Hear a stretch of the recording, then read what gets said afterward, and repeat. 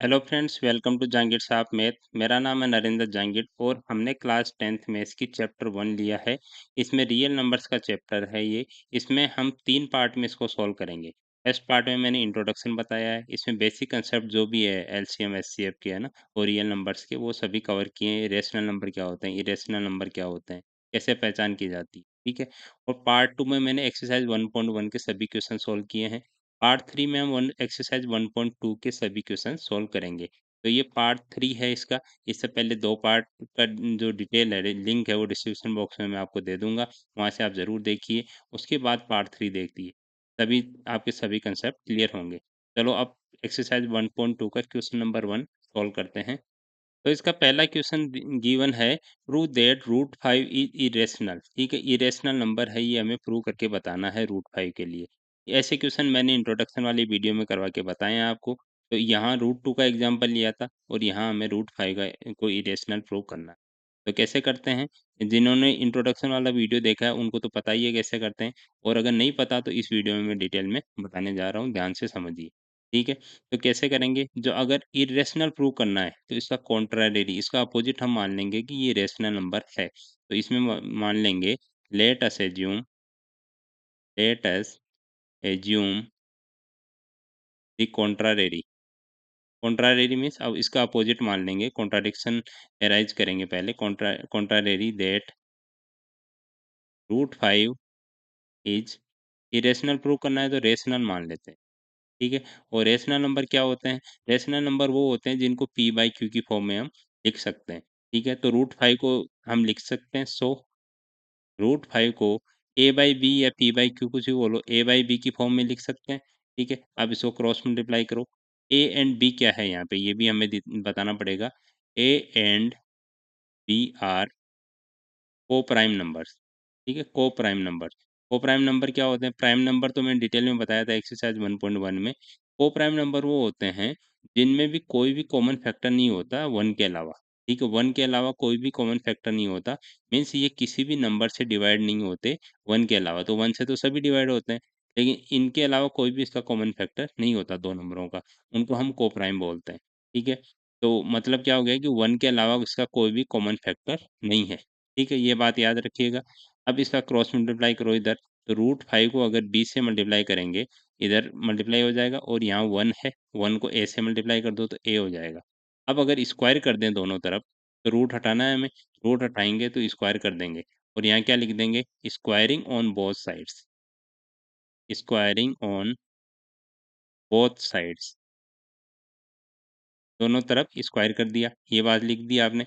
अब स्क्वायर करेंगे तो रूट 5 का स्क्वायर कितना होता है? 5 हो गया, ठीक है? और b का स्क्वायर कितना हो गया? b स्क्वायर हो गया।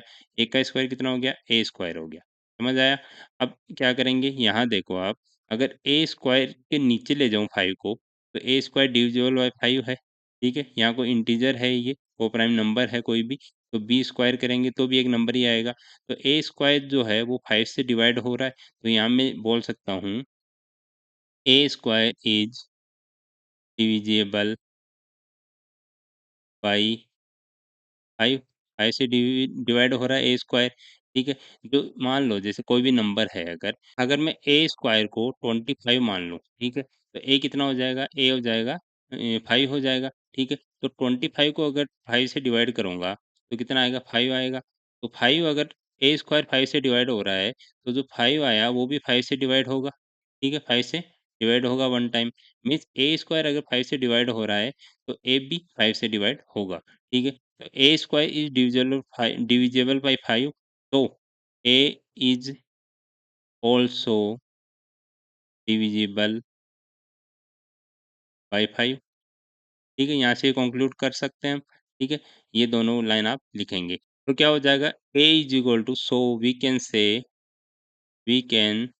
से ये हमारी इक्वेशन नंबर 1 आ गई।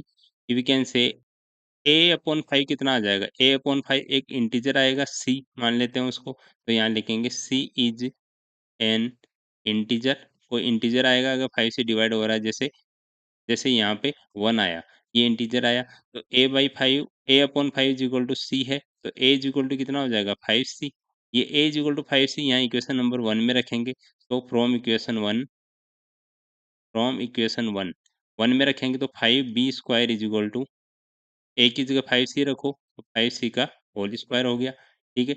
यहाँ हो जाएगा 5b² इज़ इक्वल टू 5 कितना हो जाएगा 25 और c² कितना हो जाएगा, c का होल स्क्वायर कितना हो जाएगा, c² हो जाएगा। अब 5 से देखिए 1 टाइम कटेगा यहाँ 5 टाइम्स कटेगा, ठीक है? तो मैं बोल सकता हूँ कि b² is equal to 5c², ठीक है? तो b² के नीचे अगर 5 लाता हूँ मैं, तो हम बोल सकता हूँ कि b² इज़ डिविजिबल बाय 5, ठीक है? b² डिवाइड हो रहा है 5 से इज़िली, तो यहाँ लाइन लिख देता हूँ कि b² इज़ डिविजिबल बाय 5, 5 से डिवाइड कर सकते हैं। तो अगर b² डिविजिबल बाय 5 है, तो b is also divisible by 5, 5 से बी भी डिविजिबल होगा। तो अब देखो ये इक्वेशन नंबर 2 बन गई हमारी, ये इक्वेशन नंबर 2 बन गई। अब ए इक्वेशन 1 और 2 इसमें देखो b is also divisible by 5 और a is also divisible by 5। तो a और b के बीच क्या है हम यहाँ देख रहे हैं कि a and b both are both are divisible by 5, दोनों 5 से डिवाइड हो रहे हैं, ठीक है? Means a and b both have a common common factor 5, ठीक है? अगर डिवाइड हो रहे हैं, तो उनका फैक्टर क्या हो जाएगा? 5 हो जाएगा। बट हमने माना था कि A and B are coprime है। कोप्राइम है तो 1 के अलावा कोई भी इसका कॉमन फैक्टर नहीं है। लेकिन यहाँ हम देख रहे हैं कि ए एंड बी का कॉमन फैक्टर 5 भी है, ठीक है? तो ये कॉन्ट्राडिक्शन अराइज़ हो गया। तो हम लिखेंगे कि this contradicts this contradicts the fact that A and B are coprime. ये जो हमने फैक्ट माना था कि ए एंड बी है वो कोप्राइम है, उसको कॉन्ट्राडिक्ट कर रहा है। तो ये कॉन्ट्राडिक्ट क्यों कर रहा है? दिस कॉन्ट्राडिक्शन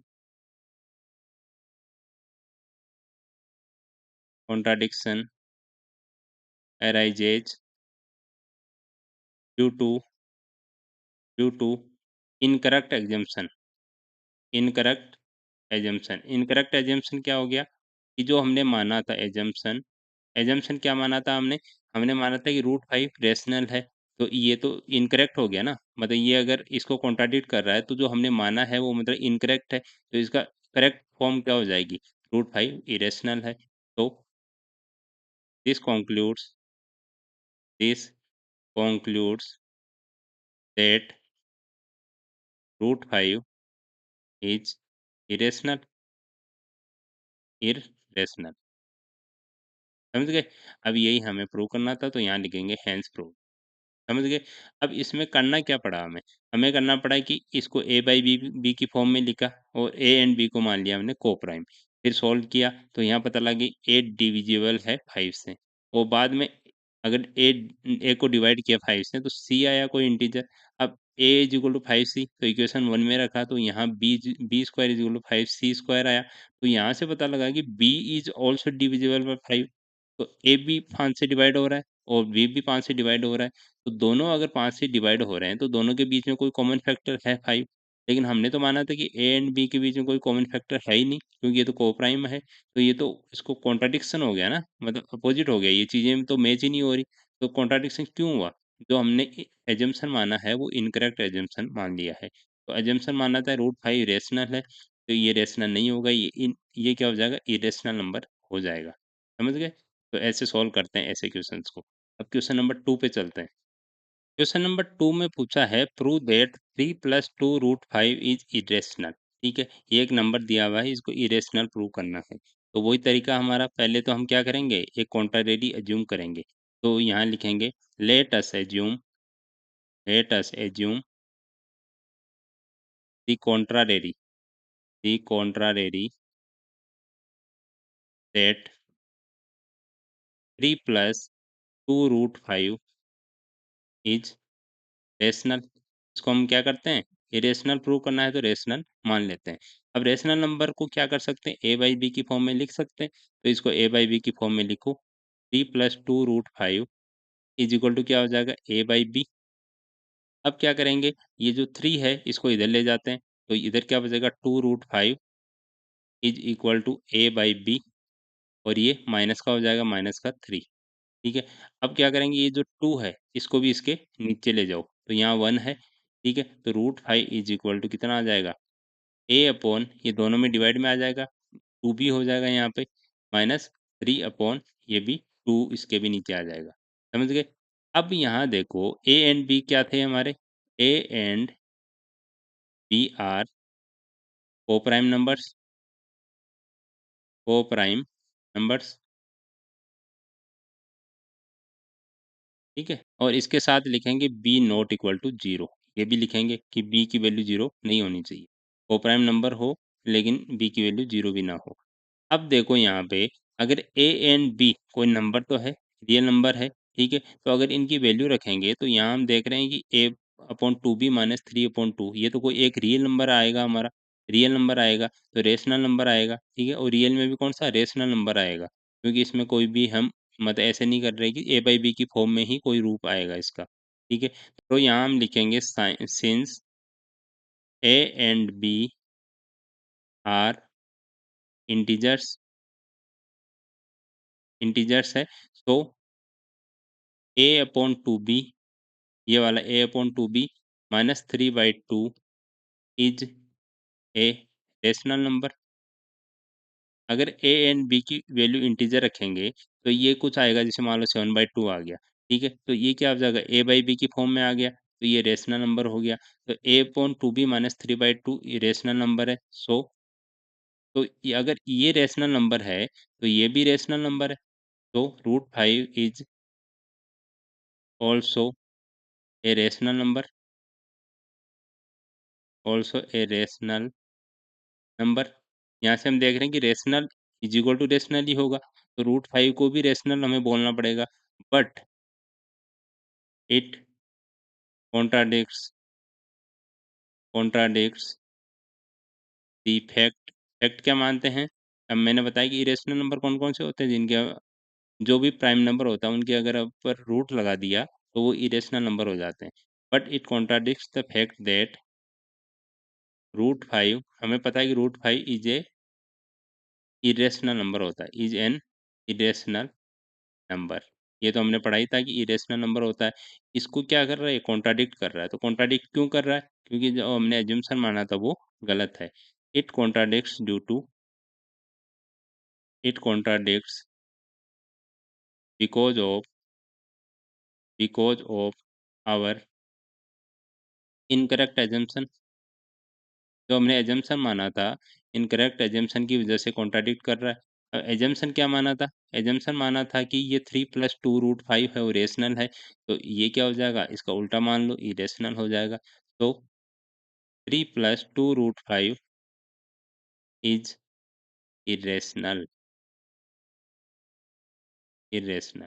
ठीक है, यही हमें प्रूव करना था, ये हमने प्रूव करके बता दिया। तो यहाँ लिखेंगे हैंस प्रूव। समझ गए? ये काफ़ी ईज़ी है, इसमें तो आपको कुछ करना ही नहीं है। इसमें तो ऐसा करना है कि रूट, जो भी रूट की वैल्यू है, वो एक साइड में ले लो और सबको एक साइड में ले लो। और ए एंड बी इंटीजर है, तो इनको अगर आप सॉल्व करेंगे तो वो रेशनल नंबर आएगा, तो दूसरी साइड का भी रेशनल नंबर होगा। तो √5 अगर रेशनल हो गया, ठीक है? तो ये तो गलत हो गया ना, हमें तो पता है कि ये इरेशनल होता है, तो कॉन्ट्राडिक्ट कर रहा है फैक्ट को। तो कॉन्ट्राडिक्ट क्यों कर रहा है? क्योंकि हमने जो असम्पशन माना है, वो गलत हो गया। तो एजम्पशन का उल्टा बता दो कि 3 + 2√5 क्या है? इट इज इरेशनल नंबर है। समझ गए? अब इसका क्वेश्चन नंबर 3 सॉल्व करते हैं। क्वेश्चन नंबर 3 में पूछा है, prove that the following are irrational. हमें इसमें भी प्रूव करना है, नंबर्स हमें गिवन है, वो इरेशनल नंबर है, ये प्रूव करना है। तो इसका फर्स्ट पार्ट है 1/√2। तो 1/√2 क्या मान लेंगे, इसमें भी क्या मान लेंगे, let us assume, let us assume, अगर इरेशनल प्रूव करना है तो इसको हम रेशनल नंबर मान लेते हैं। Let us assume the contrary, contrary that 1/√2 is rational number, rational number. ठीक है? ये रेशनल नंबर है, ये हम मान लेते हैं। अगर रेशनल नंबर है, तो इसको हम क्या बोल सकते हैं? इसको ए बाई बी की फॉर्म में लिख सकते हैं। तो ए बाई बी की फॉर्म में लिख दो और ए एंड बी क्या है यहाँ पे? A and B are coprime numbers, coprime numbers, ठीक है? कोप्राइम है दोनों। कोप्राइम का मैंने मतलब बता ही दिया था पहले। अब क्या करेंगे इसको क्रॉस मल्टीप्लाई करो। तो क्रॉस मल्टीप्लाई कर लो या इसको पलट दो। पलट देंगे तो ये √2 हो जाएगा और ये b/a हो जाएगा। ठीक है? समझ गए? अब इसको इधर ले जाओ, इसको इधर ले जाएँगे तो यहाँ देखो b/a है, यहाँ पे सीधा-सीधा है, इसको इधर ले जाने की ज़रूरत भी नहीं है कि a एंड b क्या है हमारे इंटीजर है, तो ये क्या हो जाएगा b/a जो है, वो क्या हो जाएगा हमारा रेशनल नंबर होगा। तो यहाँ देखो, यहाँ here a and b are integers integers तो b/a is a rational number क्योंकि अगर इंटीजर रखेंगे यहाँ पे जैसे मैंने यहाँ 5 रख दिया, यहाँ 3 रख दिया तो 5/3 तो 5/3 क्या है? एक p/q की फॉर्म है, p/q की फॉर्म है तो ये रेशनल नंबर है। लेकिन अगर ये रेशनल है तो √2 भी रेशनल है। यहाँ लिखेंगे सो √2 is also a rational number. यहाँ से हमें पता लगा कि ये √2 भी रेशनल नंबर है। तो यहाँ देखो, यहाँ बोल रहे हैं कि √2 रेशनल नंबर है, लेकिन ये तो क्या कर रहा है, कॉन्ट्राडिक्ट कर रहा है फैक्ट को। कौन-सा फैक्ट कि √2 इरेशनल नंबर होता है। तो यहाँ लिखेंगे it contradicts the fact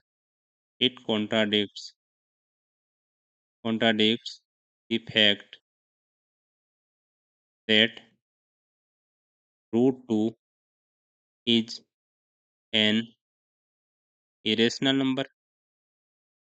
irrational number उसको कॉन्ट्राडिक्ट कर रहा है और ये कॉन्ट्राडिक्शन क्यों आया? ये कॉन्ट्राडिक्शन आया हमारे रॉन्ग असम्पशन की वज़ह से। तो यहाँ लिखेंगे दिस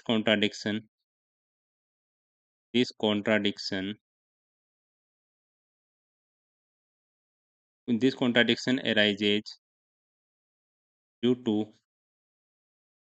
to our रॉन्ग या इनकरेक्ट बोले या रॉन्ग बोले, रॉन्ग assumption।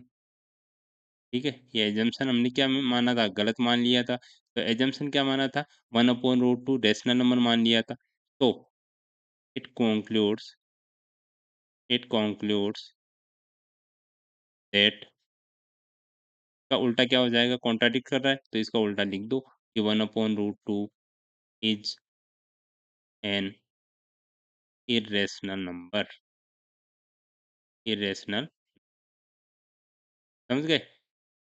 सीधा-सा है कि आपने ए और बी रखा है यहाँ पे। ए और बी की वैल्यू रखी तो वो क्या हो जाएगी? एक p/q की फॉर्म आएगी तो वो तो रेशनल नंबर है ऑलरेडी। अगर ये रेशनल है तो √2 भी रेशनल है। लेकिन ये तो कॉन्ट्राडिक्ट कर रहा है फैक्ट को कि हमें तो पता है कि √2 क्या होता है? इरेशनल नंबर होता है। तो ये कॉन्ट्राडिक्ट कर रहा है तो यहाँ लिखेंगे it contradicts the fact that √2 is an irrational number. अब ये कॉन्ट्राडिक्शन क्यों अराइज़ हुआ? This contradiction arises due to our wrong assumption। It concludes that 1/√2 is an irrational number. ठीक है? ऐसे प्रूव कर देंगे और यहाँ लिख देंगे हैंस प्रूव। समझ गए? अब इसका सेकंड पार्ट सॉल्व करते हैं। सेकंड पार्ट में गिवन है 7√5 है ना? तो 7√5 को हम मान लेते हैं कि रेशनल नंबर है। तो यहाँ लिखेंगे let us assume the contrary that 7√5 is a rational number. तो हम क्या मान लेंगे? रेशनल नंबर मान लेंगे सबसे पहले तो। अगर रेशनल नंबर है तो इसको a/b की फॉर्म में लिख सकते हैं। तो यहाँ लिखेंगे 7√5 इज़ इक्वल टू a/b। ठीक है? अब 7 को इसके नीचे ले जाओ तो √5 इज़ इक्वल टू a/7b और यहाँ लिखेंगे a और b के बारे में बताएँगे। a and b are coprime number coprime coprime number. ठीक है? ये वाला ब्रैकेट लगा दें। ठीक है? अब देखो यहाँ √5 इज़ इक्वल टू 1/7b है। तो a एंड b क्या है? a and b are integers है। ठीक है? इंटीजर है। तो इंटीजर अगर वैल्यू रखेंगे इसमें इंटीजर तो जो a/7b है हमारा, वो क्या हो जाएगा? a/7b is a rational number. अगर यहाँ a एंड b की वैल्यू रखेंगे कुछ भी, तो मान लो ये आ जाएगा 5/3 आ गया। तो a/b या p/q की फॉर्म में, तो ये क्या हो जाएगा? रेशनल नंबर हो जाएगा। तो a/7b is a rational number, rational number. So √5 is also a rational number, ठीक है? अगर ये रेशनल नंबर है, तो इसके इक्वल वाला भी रेशनल नंबर ही होगा, तो ये भी रेशनल नंबर हो रेशनल नंबर। बट ये तो हमने गलत हो गया, हमें तो पता है कि √5 क्या होता है? इरेशनल होता है, तो इट कॉन्ट्राडिक्ट्स द फैक्ट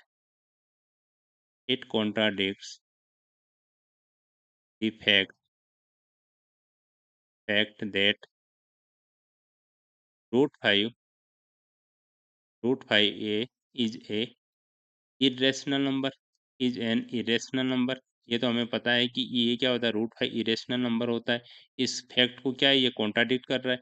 ये कॉन्ट्राडिक्शन क्यों हुआ? ये कॉन्ट्राडिक्शन हुआ हमारे रॉन्ग assumption की वज़ह से। तो यहाँ लिखेंगे this contradiction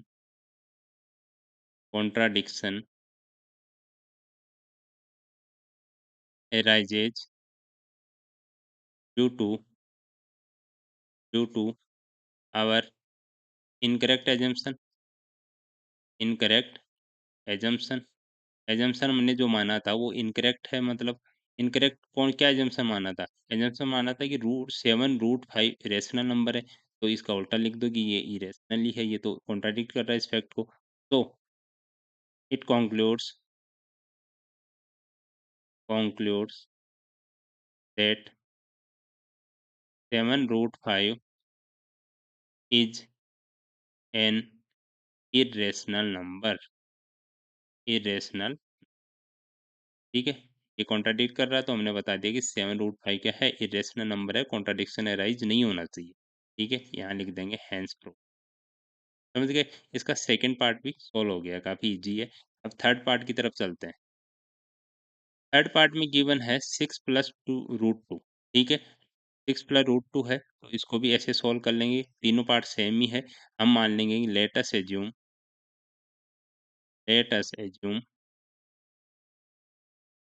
the contrary that 6 + √2 is a rational number. Irrational prove करना है, तो कॉन्ट्राडिक्टरी मान लो हमें, इरेशनल नंबर है, ये ऐसे मान ली, ठीक है? अब अगर ये रेशनल नंबर है, तो 6 + √2 को हम क्या लिख सकते हैं? a/b की फॉर्म में लिख सकते हैं। और a एंड b क्या है यहाँ पे? a and b are coprime numbers, coprime coprime numbers है, ठीक है? अब ए एंड बी अगर कोप्राइम है, तो इसको इधर नीचे ले आते हैं, तो √2 इधर √2 ही रखते हैं और 6 को इधर ले आते हैं, तो a/b क्या हो जाएगा? इधर प्लस का है, तो इधर माइनस का 6 हो जाएगा, ठीक है? अब यहाँ देखो ए एंड बी क्या है? एक इंटीजर है यहाँ पे, क्योंकि कोप्राइम हो या इंटीजर हो एक ही बात है। तो ए एंड बी इंटीजर है, a here a and B are integers, तो a/b - 6 जो है हमारा, ये क्या है? a/b - 6 ये हमारा एक रेशनल नंबर है, ठीक है? रेशनल नंबर होगा। ये मैंने बताया था कि ए एंड बी की वैल्यू कुछ भी रखेंगे, उसके बाद में क्या होगा? ये p/q की फॉर्म ही आएगी। p/q की फॉर्म आएगी, तो हम मान सकते हैं कि ये रेशनल नंबर है, is a rational number.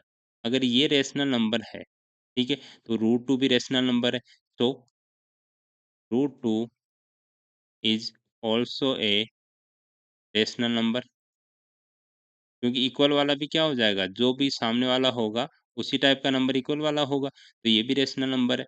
But it contradicts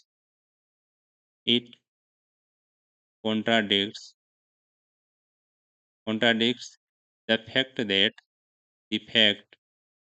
that √2 क्या है हमारा? Irrational number, √2 is an irrational number. हमें पता है ये तो कि √2 इरेशनल नंबर है, ये कॉन्ट्राडिक्ट कर रहा है इस फैक्ट को। तो ये कॉन्ट्राडिक्शन क्यों अराइज़ हुआ?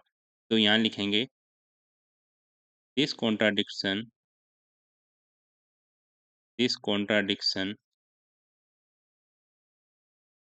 contradiction arises due to due to our incorrect assumption।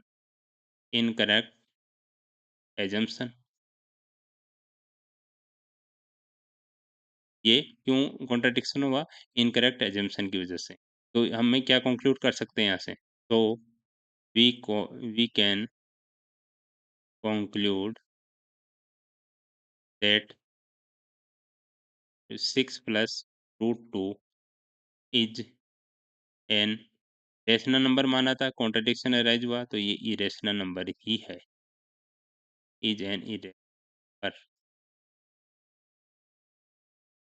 ठीक है, प्रूव कर दिया हमने। यहाँ लिखेंगे हैंस प्रूव। काफ़ी ईज़ी है, ये एक्सरसाइज़ भी बहुत सिंपल है। इसमें आपको ध्यान ये रखना है कि 6 प्लस रूट 2 या जो भी नंबर दिया हुआ है, रूट रूट वाला नंबर को एक साइड कर लो और जो बाकी नंबर है उनको एक साइड कर लो। फिर ए एंड बी की वैल्यू रख के देखो, उसमें देखेंगे हम रेशनल नंबर आ रहा है। तो अगर ये रेशनल है तो ये भी रेशनल है। तो ये रेशनल है तो रूट 2 वाला रूट के अंदर अगर वो प्राइम नंबर है, जैसे रूट के अंदर अगर प्राइम नंबर है कोई भी, तो ये क्या होता है? इरेशनल नंबर ही होता है, ये ध्यान रखना। तो ये कॉन्ट्राडिक्ट कर रहा है फैक्ट को। कॉन्ट्राडिक्ट क्यों कर रहा है? क्योंकि हमने जो एजम्पशन माना है वो गलत है। एजम्पशन क्या माना था? रेशनल नंबर माना था, तो रेशनल नहीं है, मीन्स इरेशनल नंबर है। ठीक है? इसी के साथ हमारी जो एक्सरसाइज 1.2 है वो भी कंप्लीट हो जाती है। तो हमने एक्सरसाइज 1.1 के सभी क्वेश्चन कर लिए, एक्सरसाइज 1.2 के सभी क्वेश्चंस कर लिए हैं और जो इंट्रोडक्शन वाला वीडियो है वो भी बना दिया है। इनकी सभी का लिंक आपको डिस्क्रिप्शन बॉक्स में मिल जाएगा। और तो वीडियोज़ को लाइक कीजिए, शेयर कीजिए और चैनल को सब्सक्राइब कीजिए। क्योंकि हमें जो क्लास 10th है, क्लास 10th के जो सभी वीडियोज़ है वो आपको इसी चैनल पे मिलेंगे और एकदम डिटेल में मिलेंगे, कंसेप्ट क्लियर करते हुए मिलेंगे। तो चैप्टर 1 से लेके चैप्टर 14 तक सभी क्वेश्चंस मैं इसमें सॉल्व करवाऊँगा और पार्ट्स आपको सभी प्लेलिस्ट में मिल जाएँगे। ठीक है? Thank you.